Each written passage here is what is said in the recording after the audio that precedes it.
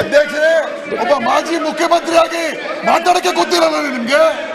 ಒಬ್ಬ ಮಾಜಿ ಮುಖ್ಯಮಂತ್ರಿ ಸತ್ಯ ಅಂತ ಇದ್ದೀವಿ, ನಿಮ್ಗೆ ಸತ್ಯ ಕೈ ಆಗಿದೆ, ಸತ್ಯ ನೋಡ್ಕೋಬೇಕು.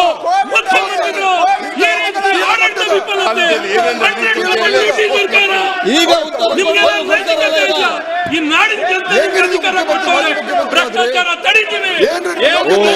ನೀವು ಭ್ರಷ್ಟಾಚಾರ ತಡೆದಿರೋದ್ರಿಂದ ಭ್ರಷ್ಟಾಚಾರ ತಡೆದಿರೋದ್ರಿಂದ ಹಿಂಗಾಗಿರೋದು. ಅದಕ್ಕೆ ವೀರಯ್ಯ ಜೈಲಿಗೆ ಹೋಗಿರೋದು ಭ್ರಷ್ಟಾಚಾರ ತಡೆದಿರೋದ್ರಿಂದ. ಎಪಿಎಂಸಿನಲ್ಲಿ ಏನಾಯ್ತು ಗೊತ್ತಿದೆ ನಿಮಗೆ? ಏನಾಯ್ತು?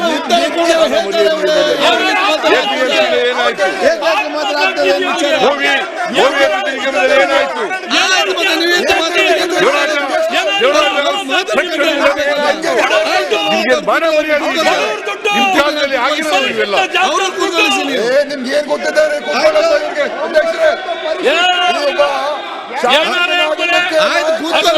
ಅಶ್ವಥ್ ಇಷ್ಟ ಮಾಡ್ತೀವಿ ಸರ್. ಅವ್ರಿಗೆ ಹೇಳಿ ಸರ್,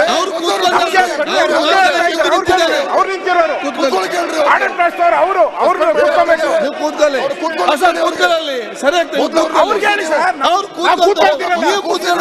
ಕೂತ್ಕೊಳ್ಬೇಕಲ್ಲ. ಅಧ್ಯಕ್ಷರ ಮೊದಲು ಕೂರಿಸ್ರಿ, ನಾವು ಕೂತ್ಕೊಳ್ತೀವಿ. ಆಯ್ತು, ತುಂಬಾ ಅವ್ರಿಗೆಲ್ಲ ಹೇಳ್ರಿ. ಬಾಯಿ ಬಂದಂಗ್ ಮಾತಾಡೋದು ಅವ್ರುಗಳು.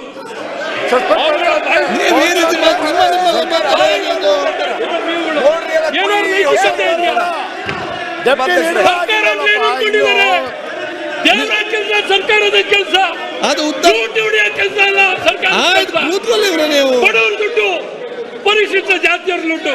ಆಯ್ತು, ಸರ್ಕಾರ ಹೇಗೆ ನಡೆಸಬೇಕು ಅಂತ ನಿಮ್ಮಿಂದ ಕಲಿಬೇಕಾ? ನಿಮ್ಮಿಂದ ಕಲಿಬೇಕು ನಾವು.